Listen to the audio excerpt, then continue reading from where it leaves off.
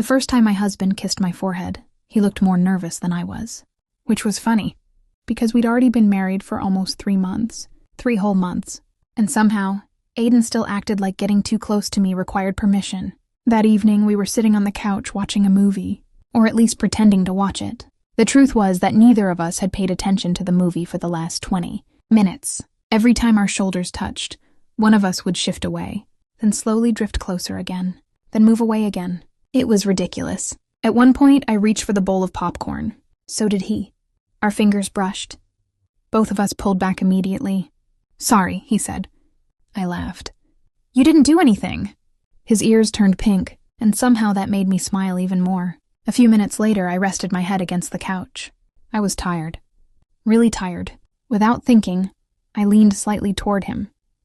The moment my shoulder touched his, I felt his entire body freeze. I almost laughed. Aiden was 6 feet tall, successful, confident at work, comfortable around everyone. Yet somehow when it came to me, he became completely shy. Slowly, carefully, he relaxed. Then something happened that made my heart skip. A strand of hair had fallen across my face. Without saying anything, he gently moved it aside. His fingers barely touched my cheek. For a second, neither of us spoke. Then he leaned forward and pressed the softest kiss imaginable against my forehead. The moment he pulled away, he looked horrified. Like he'd accidentally committed a crime. I probably shouldn't have done that. I couldn't stop smiling. "No?" He shook his head nervously. "I don't want to make you uncomfortable." That was the thing about Aiden. He always worried about me. Always.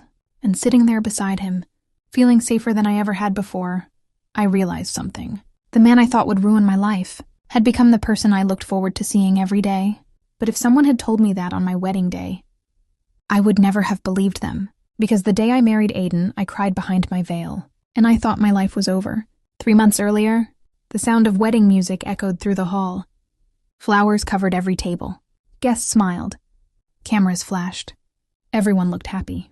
Everyone except me. Hidden beneath my wedding veil, tears quietly rolled down my cheeks. My mother squeezed my hand. "You look beautiful." I nodded. But beauty wasn't the problem. Fear was. At 21 years old, I wasn't ready to get married. Especially not to a man I barely knew. A man chosen by our families. A man named Aiden. When the ceremony began, I walked slowly down the aisle.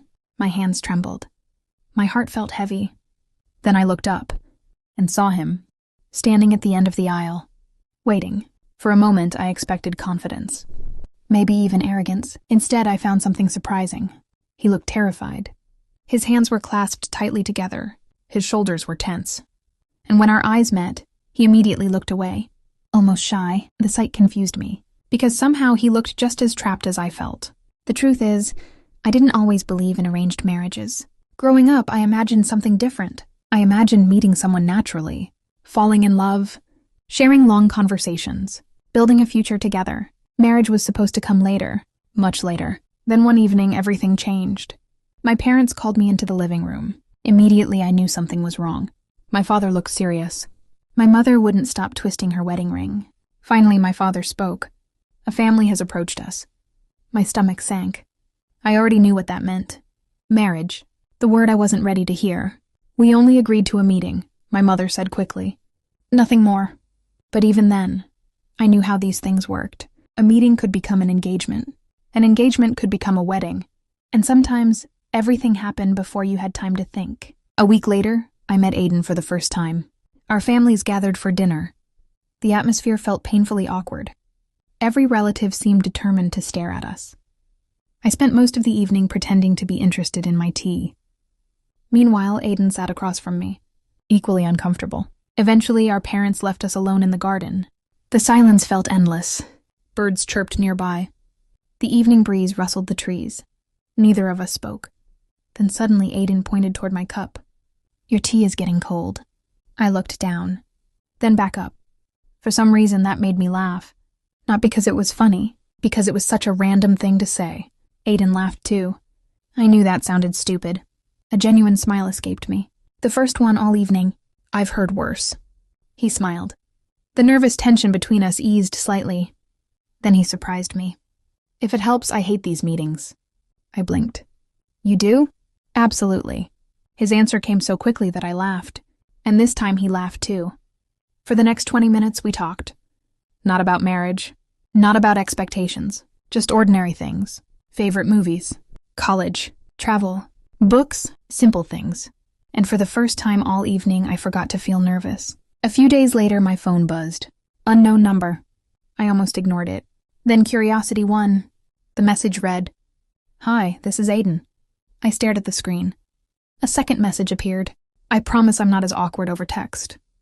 I laughed out loud, then immediately felt embarrassed. Why was I smiling? He was practically a stranger. Still, I replied.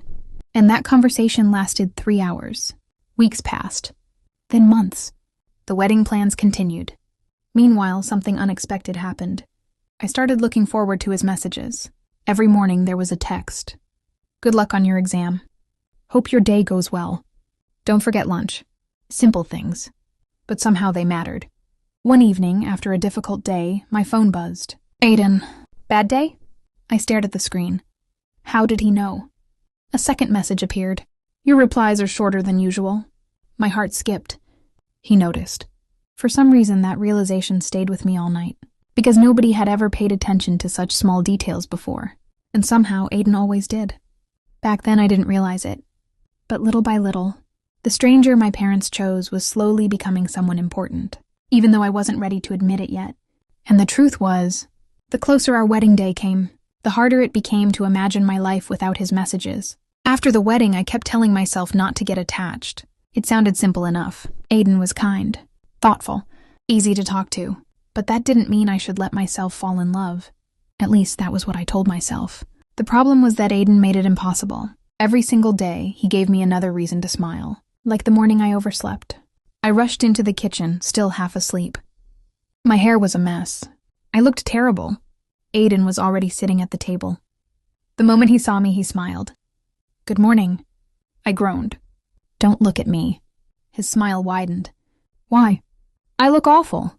For a moment, he simply stared at me. Then he said something that made my heart completely forget how to function. "I think you look cute." Silence. Complete silence. My face immediately turned red. Aiden realized what he'd said. His face turned red too. Neither of us knew what to do. So we both stared at our breakfast, and somehow that only made the moment worse. Or better. I wasn't sure. The weeks passed quickly. Soon, little moments became my favorite part of every day. Sometimes we'd watch movies together. Sometimes we'd cook dinner.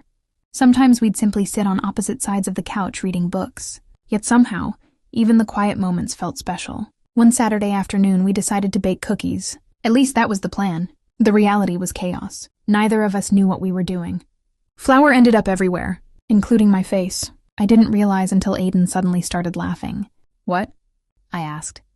He pointed toward my cheek. I reached up. Missed completely. That only made him laugh harder. Finally, he stepped closer.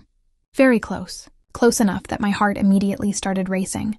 Without speaking, he gently brushed the flour away. The moment his fingers touched my skin, both of us froze. The kitchen suddenly felt very quiet. Very small. His eyes met mine. For a second, neither of us moved. Then the oven timer beeped loudly. Both of us jumped, and immediately looked away. I spent the rest of the day trying not to think about it. I failed, completely. The truth was becoming impossible to ignore. I liked my husband. More than liked him. A lot more. And that terrified me, because I still wasn't sure how he felt. Yes, he was kind. Yes, he cared. But kindness wasn't the same as love.